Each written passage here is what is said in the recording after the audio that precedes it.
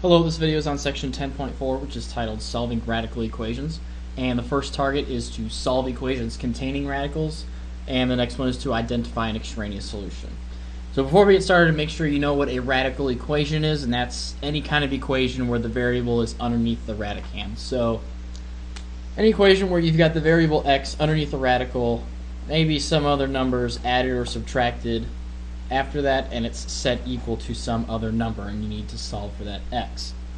Now, in order to solve for that variable, you need to get it by itself without anything else next to it, around it, above it, below it, whatever, on one side of the equation. So right now, in this equation, we got a plus 4 and a square root on top of the x.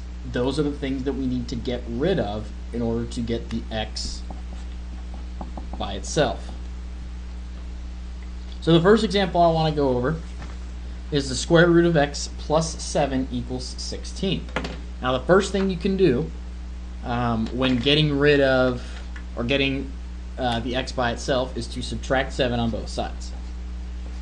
After you do that, these 7's cancel out, and your square root of x is then equal to 9. Now in order for you to get rid of a square root, you need to understand what the opposite of square rooting is. Just like how the opposite of adding, we subtract 7 on both sides, the opposite of square rooting any term is squaring. And whatever you do to one side, you have to do to the other. So the squaring of a square root of x cancels out your radical, and you're left with an x by itself. Then you take 9 squared, and it's set equal to 81. Now before you can call this answer good and circle it and put it in there, you need to plug it back in to your original equation to check and make sure it's correct. So instead of the square root of x, I'm going to say the square root of 81 plus 7 equals 16. Well, the square root of 81 is 9. And of course, 9 plus 7 is equal to 16. It may not always be true, especially within square roots.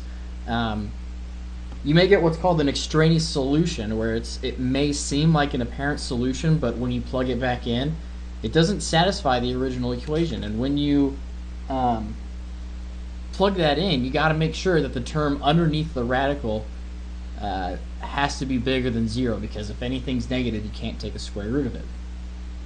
And lastly, you may see a few examples like this one down here. The square root of 5x minus 11 equals the square root of x plus 5. Before you can add or subtract any of the numbers next to it, the first thing you can do is to square both sides to get rid of your radicals. Again, squaring is the opposite of square rooting, so that will eliminate your radicals, and you will be left with 5x minus 11 is equal to x plus 5, and you can simplify just like you're used to by combining like terms and getting the x onto one side of the equation. Okay, so we're going to practice in class a lot more about what to do when you get an extraneous solution and how to check to make sure whether a solution is extraneous or not. All right, but that's it. Thank you.